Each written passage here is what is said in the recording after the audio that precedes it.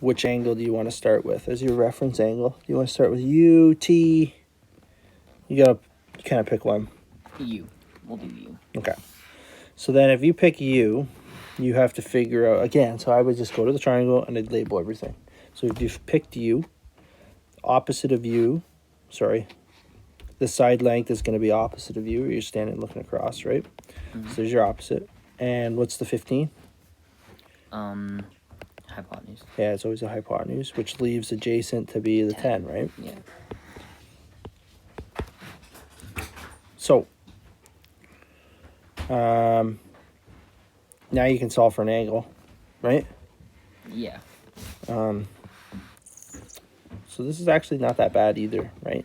So in instances where you got to solve for the angle, it's very similar. So you're just going to write your ratio, right? So you got to figure out, okay, well, why don't I use the information that's provided to me again, right? Because I kind of like doing that. I don't like, and for this one, you don't have much of a choice. But what do you have given to you? 2 side lengths and 1 angle.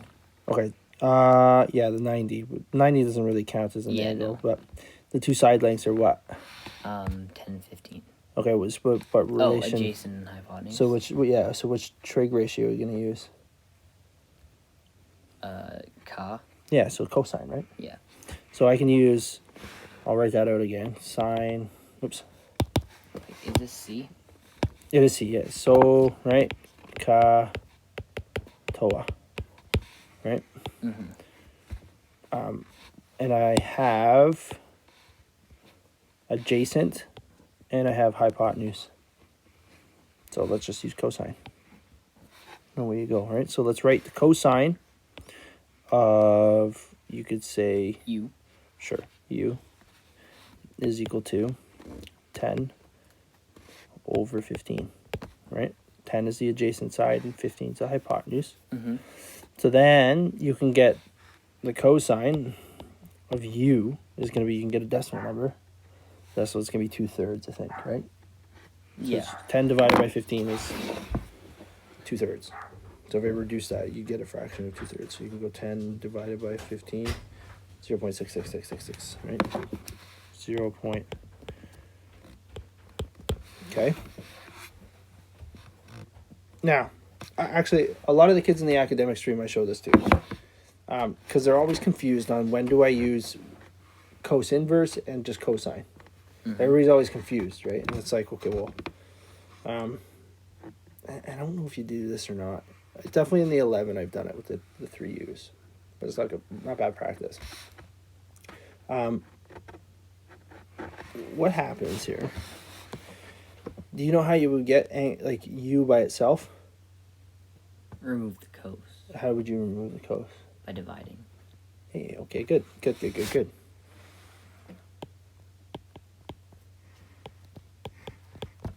lot of kids don't get that. That's good. So now these cosines cancel. So you're left with a U. U is equal to this, right? 0.667. 6667. But here's a catch. There's always a way. There's a way to rewrite this. Do you know what the exponent is on that cosine? 1. So do you know what happens if I brought it to the numerator? Nothing. So yeah, you might not know this. I don't think this is in the curriculum, but it is in the 3U curriculum. So what happens when you bring exponents from the denominator to the numerator is that they become negative or positive, vice versa. Yeah. Right? So if it's negative, it becomes positive. And like a lot of the questions when you do in the future, they'll ask you to express something with positive exponents. Right? So you're always trying to get rid of the negatives. But in this instance, if I bring the cosine up to the numerator, the exponent becomes negative. So I end up with something that looks pretty familiar. Inverse cosine. Yeah. So if you think of it like that, if you think of it like just something you're going to solve for like normal, you're not going to mix up the fact or like question yourself when to use cosine inverse and when to use cosine, right? Yeah. So angle U is actually equal to, if we type that number in, actually it's already in there. I can go cos, or second function, cos inverse. Here's your angle. 48. 48 degrees. Or you could even put 48.2. Right?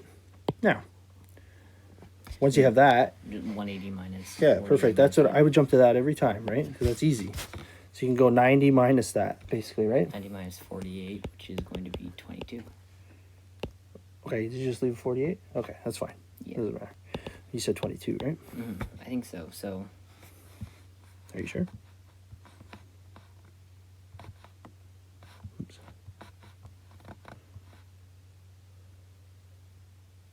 What's half of 90? oh, 35. 45. 45.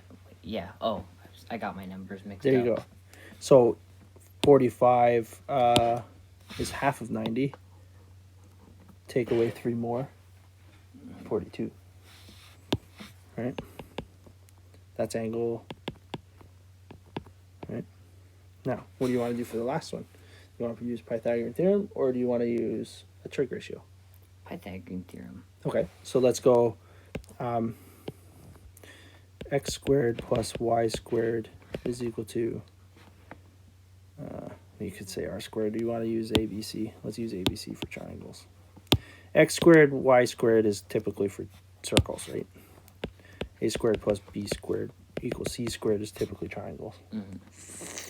Okay, so you could say, I want to solve for A. I'm going to say A is the bottom, B is going up, right? So A squared plus B is going to be 10 is equal to 15 squared, right?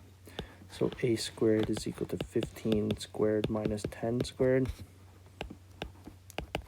Not sure what 15 squared is. What's 15 squared? Do you know off the top of your head? 15. No. 225. So wait, what are we? So it's.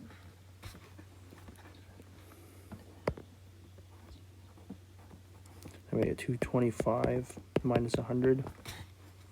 So A is equal to the square root of 125.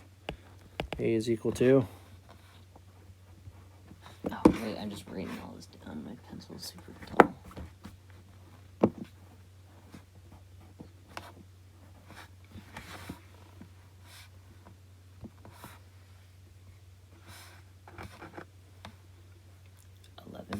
.18, so 11.2.